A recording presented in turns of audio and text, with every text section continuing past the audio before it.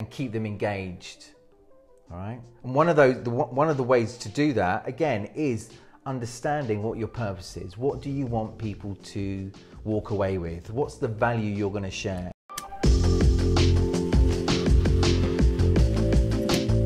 Hej ljudi, dobrodošli na moj kanal, ja sam Tomislav Pancirov i u današnjem videu pričamo o tome kako se bolje pripremiti za virtualne prezentacije i virtualne pozive.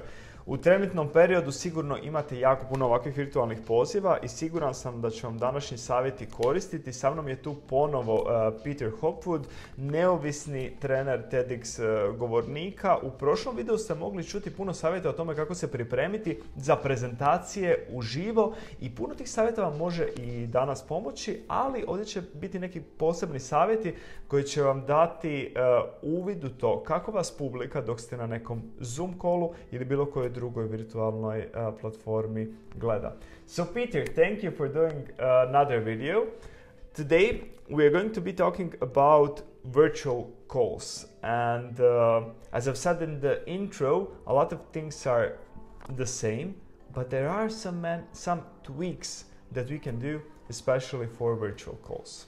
Absolutely, absolutely. The first thing to remember is, so when you're presenting or you're speaking in person with somebody at work, a group of people in front of you, on stage, whatever it is in person, very different from something virtual, because the engagement level has to be a lot higher when you're doing anything virtual. Okay, people's attention span is a lot shorter. So when you're on a screen, think about this, you're on a screen, you are competing with all the other screens. And how often do we look at other screens? All the time, mobile, TV, laptops. Our engagement level has to be a lot higher, and we have to remember that when we're speaking online, okay? Many ways you can do that. So one of those ways is, at the beginning, again, know what the purpose of what you're about to do, what you're about to share online. You know, why are you doing it? What's the value you want to share? The same way you do for exactly the same, world absolutely the same thing. Once you've identified and defined that, once you know what that is, everything else kind of comes into place and helps you move towards that goal and that objective. Once everybody else on that call knows what the objective is, again, it makes things so much easier, and people are more likely to be more engaged with what you're saying and the messages you share. Straight away, tell me, what are the most things that people fail at during virtual presentations? Okay, listen, there's a whole bunch of things we can go through, but I think... We don't have enough time. No, we don't. But the first thing I would say is, first of all, realizing that presenting in person, presenting to people in the same room as you, on stage, at work, very different from online, okay? What's the biggest difference? Online, the engagement has to be a lot stronger and a lot higher. Because literally, when you're online on a screen, you are competing with all other screens, okay? The distractions, so many other distractions, the attention level is a lot lower as well, attention span. So you really need to realize that, you know, you need to get people's attention straight away, okay? And keep them engaged. All right. And one of the ways to do that, again, is understanding what your purpose is. What do you want people to walk away with? What's the value you're going to share? Same as with the absolutely. What's the intention? Why are you doing this? What's the point of all this? Once you've got that sorted, once you've got that defined, it helps you deliver that when you're sharing your messages.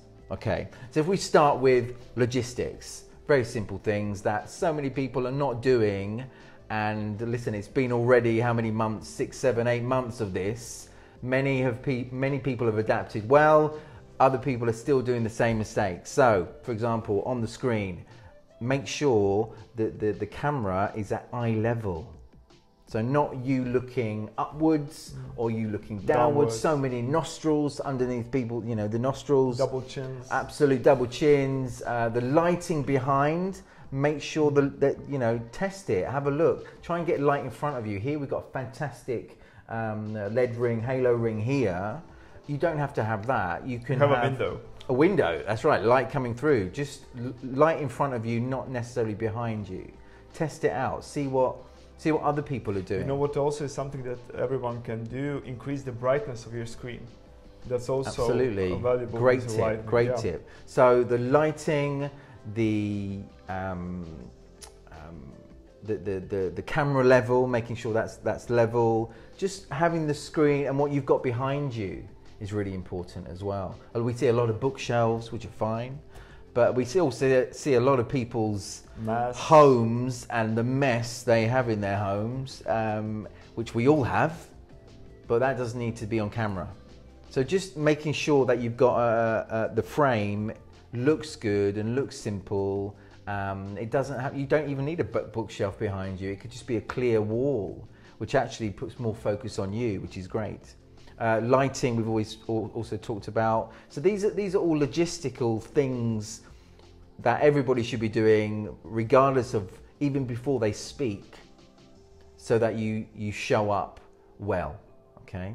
The next thing to think about is it's just as important how you show up when you speak as it is when you listen, right? So when you're listening online, when you're listening on a Zoom call or a webinar or a presentation, and people can see you. So often we see people on their mobile phones, or they're looking away, or they're looking like this, for example. And naturally we would do that if you're listening to something where somebody's not looking at you. But we often forget other people can see us.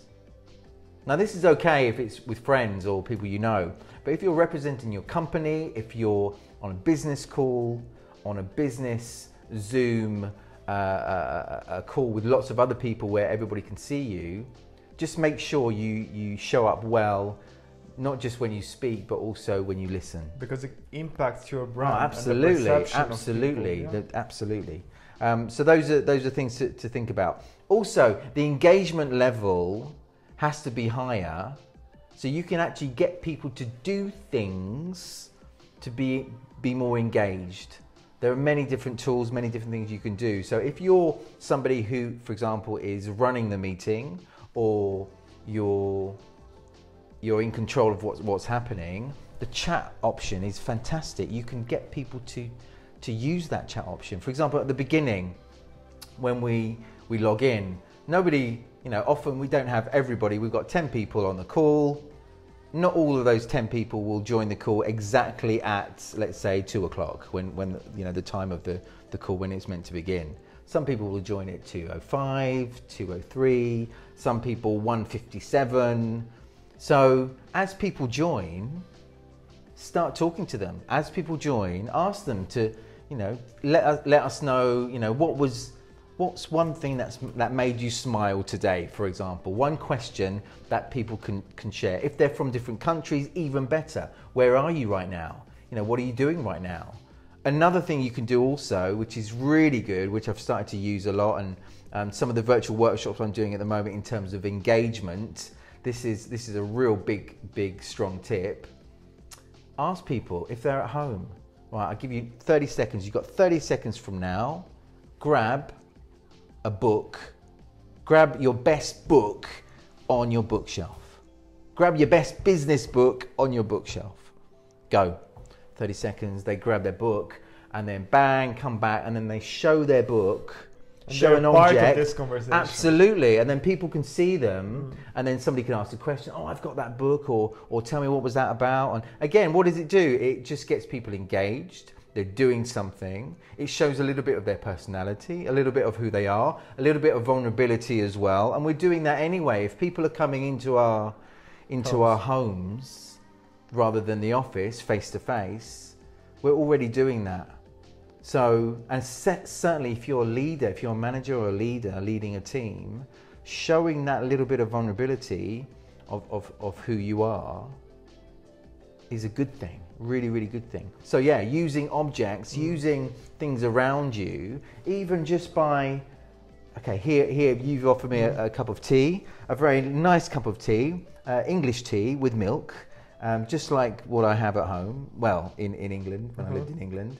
And There you go. Already you can see on your mug, this is, you like, it seems you like Starbucks mugs. Yeah. You've got another mug there, New York as well. So two mugs from Starbucks. It shows that you like Starbucks. Maybe even have you been to New York and Singapore? Singapore no, but New York, yeah. New York, so it says that you've been to New York, and already just by showing your mug of the day, that shows a little bit of vulnerability, it shows a little bit of personality, and it can start a conversation. So bringing things in to the meeting can actually help. Cards, another great thing as well. So instead of using a normal PowerPoint in your Zoom call or presentation, why not use cards, Post-its, physical cards, write on their ideas, a couple of words which introduce a topic, and just hold it up straight to the camera. That's great. That really, really helps. And so just, again, grab 30 seconds, grab an object, or no, grab a photograph of someone you love. Okay, for example. Okay, I'm sure everybody's got a photograph of maybe their kids or a family member, and they just hold it up. Yeah.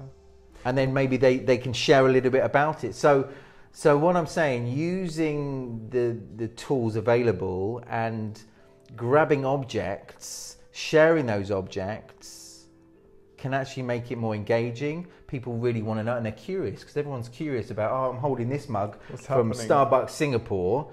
I want to see, what my colleague has in, they might even be in Singapore.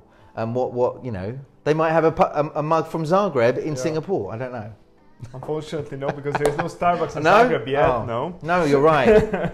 You're right. That's a painful topic. But I've seen actually one great piece of content recently. A CEO of global pharmaceutical company, is sharing LinkedIn updates, handwritten LinkedIn updates. And he's writing them. I'm actually getting goosebumps. Really? He's sharing it like from his real, I don't know if it's his handwriting or somebody's doing it, but still, it's posted like scanned on his LinkedIn weekly. It's great. You feel personality. You feel that he took the time to do it. Even though some assistant maybe did it, but you feel that it took more time to do it. So that's a great tip to use. Absolutely, great idea. And you just reminded me, when you show effort, when you show you've put effort into what you're sharing in any presentation, whether it's a face-to-face presentation or online, people can feel that. And people often like that when you've shown effort, because it shows them that you're giving them respect. You're worthy of the attention. And you're giving them something that you're showing that you've put your own effort in something to give them something. And people feel that. So for example, when you hear, and we've heard it so often, some of you might have even said it yourself before you do a presentation. I'm sorry, I didn't have time to put this together, or I've just arrived. I arrived late. There was a lot of traffic this morning, so I haven't got myself. Things aren't together as they should be. That might be true, but don't share that. Don't let people know, because it shows that you haven't put the effort in. Again, there's a lot of controversy about this, but how you show up and what you're wearing. Now, we spoke about in the last video we did together about voice, how so important it is, how you sound, the emotions that you share when you use your voice, and it's a really strong influencer. What you wear clearly affects the perception someone has of you at different levels. Okay, how people judge you, we can't stop that. What you wear, your hairstyle, everybody's hairstyle, it means something to someone else, and everyone's got their own idea. Your beard now, the way you look, the way you're dressed, people, and they can't, let's say they haven't heard your voice, they will have a perception of you, right? So what you're wearing, and if you can show that you made an effort through what you're wearing, that is quite important as well. Take it the other way. If you show that you haven't made an effort with what you're wearing, for the right situation, again, it doesn't. There's an imbalance. So many people we see, let's say on virtual calls, I wouldn't say in their pajamas. Some people in their pajamas, I don't know. But people perhaps are not wearing what they would wear professionally, as if they were in a meeting at work. If it's a meeting and it's a work meeting, wear what you wear at work. Even the shoes, right? Even the shoes, because it can make you feel like you're at work. You know? Yeah, because when you're in slippers. Absolutely. And if we see that, whatever someone's wearing, that will influence how they feel about you. And if you can show, as I say, you're showing effort. There's a big controversy, not big controversy, but often heard it in the past, and working with a lot of startup accelerators and startups, wearing a shirt, for example, trousers and shoes, as opposed to a hoodie, a t-shirt, jeans. So for me, regardless of, before that person even speaks, wearing a shirt, trousers and shoes, even if you're not someone that usually wears a shirt, trousers and shoes, or a jacket, or even a tie, you know, if you're not wearing that, if you're not wearing, it shows me you haven't made an effort. And if you haven't made an effort, why should I listen to you? Yeah, there's not everybody will think this, but many do unconsciously, without even thinking about it. So showing that you've made an effort signals through what you say, through what you wear, through getting people to feel what you want them to feel. All these things are important. They're small, but all together as a package can help create the right impression.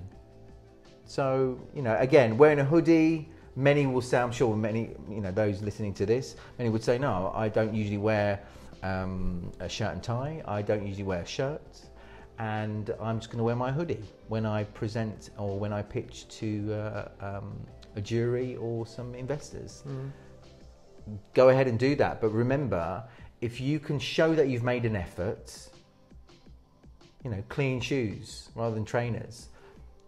You need to know who you're speaking to, because I feel that, like before, when I would go into a live meeting, me being digital nomad independent, I would wear a hoodie, you know, because those people responded well to it live. But now, when I'm doing it online, I will sometimes dress up more than I would live, just to show them that I'm not, you know, slouching at home, that I do have maybe a turtleneck or something. It doesn't have to be, you know, a tie if it's not. But just showing that you've made an effort. Yeah, to look polished. If you can do that, and so again, by what you say, not letting people, you know, telling people that, oh, I didn't have time, I've been really busy. I think that's the worst mistake, you know, because when I hear that as somebody who's listening to a presentation, instantly it goes, really? You're irresponsible. I mean, that's the thing that comes to my mind straight away. Like, why? Don't tell me this, you know, act. Yeah. You know, kind of figure it out. There's also the idea of, or the notion, and we've heard this before, I'm sure you've seen this, and getting to work with a lot of event organizers globally. I meet a lot of speakers, and I see a lot of professional speakers, and I see them in action, which is great because I can see sort of like the good, the bad, the ugly, and everything in between. And a speaker, for example, that is very confident, that does the same presentation over and over again and knows what they're talking about and shares the value, that's fantastic. However, that speaker still needs to practice and still needs to give the value in a way that people will feel like it's not something that he shares over and over and over again. Often, that's one thing from professional speakers that I see a lot of, they're doing the same thing all the time, and somehow you can feel that when they're sharing their messages and sharing their presentations, because it feels like, it doesn't necessarily feel like it's the first one. It feels like this person does this all the time. And the trick is making people feel that it's not, it may be, you may be doing the same thing all the time, but getting people to feel like it's not. And so ad-libbing or doing something different or engaging more with the people that are in the audience, those are small things that you can do to get people to feel like it's not the first, you know. Yeah, first that it's time. special somehow. That's right, it's special, and that you've shown effort into sharing that with them. Yeah. Okay, and what about the body language on camera? So when we are... Yeah, good question. Really good question. Really good question in terms of what people should think about. So in person, if you're in public, people can see most of you, all of you almost. They can see how you're breathing, they can see how you're feeling, they can see your movement. And you've often got a larger space to play with. And larger space often means more confidence. You use the space better around you, then it's connected with someone or perceived as somebody with more confidence. Okay, on a screen, you can't necessarily do that. You can't move. Your quick movements don't go down well on screen. So your movements need to be not as fast, so slower. So you can practice doing that. And also, we need to see your arms and your gestures. When we see your hands, when we see what your hands are doing, we are engaged more, and that's offline and online, right? So always remember, when you're on a Zoom call, when you're on a virtual call, try to get people to see what your hands are doing. Now, they don't necessarily need to be up in the air, but they can actually be up to shoulder level. Yeah, you can do it here, absolutely. You can do what you're doing here, up to this level here. If you were doing that in person, it would actually show that there's quite a lot of energy coming through, or you're trying to, your pulse is actually quite high if your gestures are up here, and and then your audience feel the same pulse, right? But on a Zoom call, you can do that up here, because it actually works. It works by using gestures up here. So that would be a really important thing to do. Again, slower movements, but using gestures and let people see your hands. And again, using gestures, what happens to your voice? You sound better. You sound a lot better. Because you're not kind of all rigid. Absolutely. Talking of voice, again, voice on Zoom calls, on virtual calls, what you sound like is really important. And those tips we went through, if you want to do those tips, have a look at the video before and you'll see all the tips I shared in terms of using your voice and having more impact with it as well. But always remember, again, attention span is shorter online. So when you're sharing messages, whatever you're sharing, make it more concise. The more you waffle, the more you keep talking about something and more it goes on, people are going to tune out. So just imagine this is a TV show, or it's the news, or it's something something on TV, for example. That is all planned by the second. So everything said is said for a purpose. So you just have to remember, be more concise, packaged with what you're saying, and so understanding your purpose, understanding the objective, understanding the value. Once you've got that, then it's easier to know, okay, well, I can make that into that package and share that. I can say that this way, like that, and I don't have to start talking about different things and jumping off to different angles and sharing things which really don't really need to be there when we're sharing our messages online. So concise, packaged phrases with full stops at the end. And again, when you put full stops, that helps you start to cut out words like or or like, or those filler words we often throw in. So putting a full stop in your mind, imagine a full stop. Do a full stop, share a full stop, and often there's a pause that comes after that, which is fantastic. Pauses are great. Pauses are really good because they help you in so many ways. They help you as the speaker, because as soon as you pause after your sentence, it helps you. All you need is half a second. And that helps you think, bang, what's happening next? What am I going to say next? And to breathe as you And start. to breathe and to get some air in. You get air in, then you think more logically, just for a split second. Especially if you've forgotten what's coming next. A pause, it will do so much. And perhaps more importantly, for the people listening, gives them a chance to digest, take in what you're talking about. So that they understand it quicker, it's more memorable, and with more impact. So pauses are great. So doing that and slowing down, as I said before, all help when you're speaking virtually. Great.